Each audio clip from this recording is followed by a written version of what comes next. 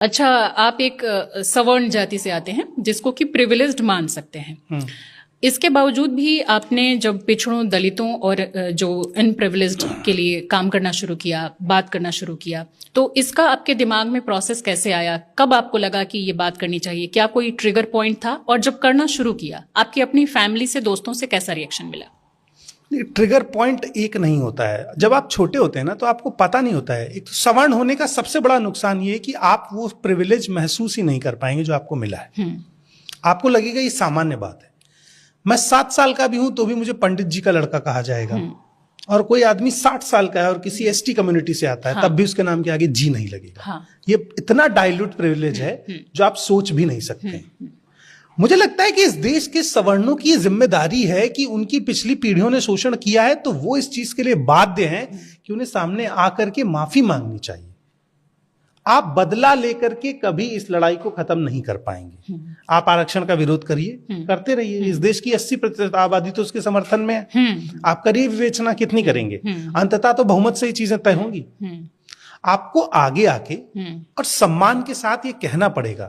जैसे अफ्रीका में गोरे लोगों ने काले लोगों से घुटने पे बैठ करके कहा कि हमने गलत किया है, सॉरी बोला, और हम इस चीज की माफी मांगते हैं। और सिर्फ एक माफी मांग के आप अपने घर बैठ जाएं, ये भी नहीं चलेगा। आपने 2000 साल शोषण किया है, आपको कम से कम 100 साल माफी मांगनी पड़ेगी। तो यहाँ पर ये वाली जब बात आती है ना, और भी कुछ लोगों के मुंह से मैंने ये बात सुनी, तो उसमें ये कहा जाता है कि अगर जैसे कि मान लीजिए आप भी ब्राह्मण परिवार से आते हैं, मैं भी ब्राह्मण परिवार से आती हूँ, हमने वो चीज फेस नहीं किया। बिल्कुल आपने सही कहा, जो कि उन बच्चों को फेस करना पड़ता है बचपन से लेकर के बड़े होने तक।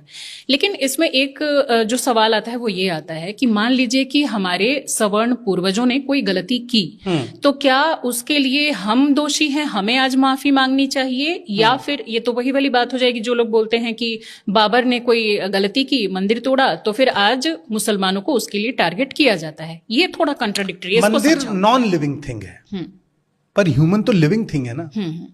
आपने जो स्ट्रक्चर बनाया था वो आज भी फॉलो हो रहा है ना। आज भी गांव में जातिवाद है। कोई घोड़ी पर चढ़ता है तो गोली मार दी जाती है। मूंछ नहीं रख सकता, मूंछ नहीं रख सकता है। मंदिरों में नहीं जा इंटरकास्ट सकता, मैरिज नहीं हो सकती है। देश की राष्ट्रपति भी इस चीज का शिकार है। मंदिर में नहीं जा सकते आप। यादव कथा पढ़ेगा तो पीटा जाएगा। ब्राह्मणों की बपौती है कथा पढ़ना।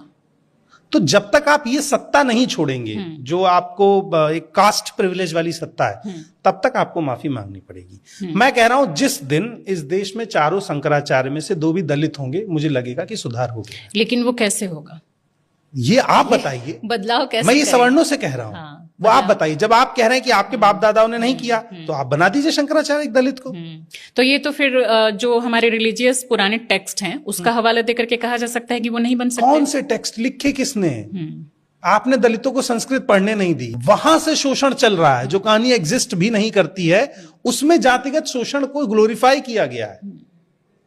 तो जब आपने पढ़ने दिया नहीं, लिखा खुद आपने, मंदिरों में घुसने दिया नहीं, भगवान को डिफाइन किया आपने, अच्छा खाना आपको मिला, मुझे जूठन मिली, पढ़ने का प्रिविलेज आपको मिला, मुझे स्कूल के बाहर बैठने को मिला, गांव में रहने का प्रिविलेज आपको मिला, मुझे गांव के बाहर रहना पड़ा, मैंने तालाब का पानी पिया, आपने कुएं का पानी पिया। तो मेरे डीएनए और आपके डीएनए में जमीन आसमान का फर्क है। वो तो रहेगा अभी और भी मेरे बच्चे आज भी कमजोर होंगे उन बच्चों से जिन बच्चों को हमेशा थाली में खाना दिया गया, और जो बच्चे एक टाइम के खाने के लिए बचपन में मजदूरी करते रहे, उन बच्चों को एक रेस में बिठा के नहीं दौड़ाया जा सकता है। ये फर्क है। आप बराबरी पे आने का मौका दीजिए। एक बच्चा जिसकी पूरे दिन की लड़ाई ही एक टाइम के खाने की है, अब आप कह देंगे वो गरीब है तो ईडब्ल्यूएस मिल गया, तो ईडब्ल्यूएस का आपने विरोध क्यों नहीं किया? वो तो सवर्णों को दे रहे हैं ना। अगर आप आरक्षण के खिलाफ थे तो आप ईडब्ल्यूएस का विरोध करते, तब मुझे लगता कि हाँ, आप इसे डिस्क्रिमिनेशन समझते हैं। कि हर तरह के आरक्षण। जब रोटी आपकी थाली में गिरे तो वाह वाह, और दूसरे की थाली में गिरे तो हाय तौबा, इसका मतलब आप अभी भी डिस्क्रिमिनेशन में जी रहे हैं।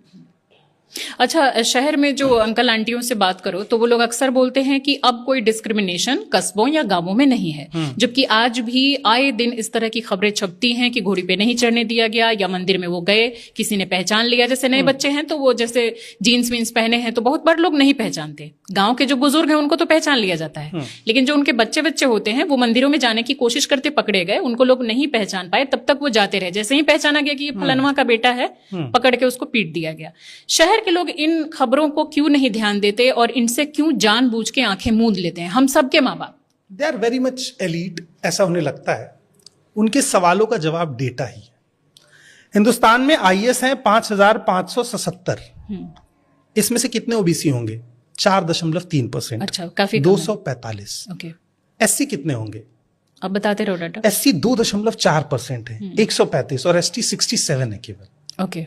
यानी बाकी जितना बचा 80% लोग सवर्ण बैठे हुए हैं। इसके पीछे अब वजह क्या मानते हैं? क्योंकि अब तो लगभग 80 साल से रिजर्वेशन है। NFS, not for suitable. Okay. जो आजकल यूनिवर्सिटीज में एक नया टर्म चला है। ओके। डीयू में 1400 प्रोफेसर में से 20% भी ओबीसी नहीं। इसको थोड़ा डिफाइन कीजिए, इसके पीछे वजह क्या लगता है? इसके पीछे वजह मुझे ये लगती है कि देखिए, पावर में अगर वही लोग बैठे हैं जो कास्टिस्ट हैं, तो वो स्पेस ही नहीं बनने देंगे उन लोगों के आने का। क्योंकि वो कह रहे हैं अगर ये लोग आ गए तो ये अपने लोगों को ले आएंगे, यानी आप मान रहे हैं कि वो लोग आपके अपने नहीं हैं। तो आप पावर स्ट्रक्चर को ब्रॉड नहीं करने दे रहे हैं। प्रधानमंत्री को अपने आप को ओबीसी बनाना पड़ा प्रधानमंत्री बनने के लिए। वो है या नहीं है, इस पे आज भी सवाल है। गुजरात में नहीं थे, गुजरात में दिल्ली आते हो गए। दिल्ली आते हो गए। तो अगर मैं कहूं कि आज भी सवर्ण इस देश की सरकार चला रहे तो मैं गलत नहीं कह रहा हूं। आप देखिए, उत्तर प्रदेश में अखिलेश यादव एक्स सीएम रहे हैं ना, उनके मंदिर जाने के बाद मंदिर को धोया गया। हाँ। कितनी शर्मनाक बात है। मतलब आज भी उस आदमी के सीएम होने से पहले उसकी कास्ट इंपॉर्टेंट है, देखी जा रही है। तो आप छोटे लोग की क्या गिनती कर रहे हैं? यानी ये डेटा साफ साफ। अब आईपीएस कितने हैं मैम? आईपीएस है 4594। ओके। 4594।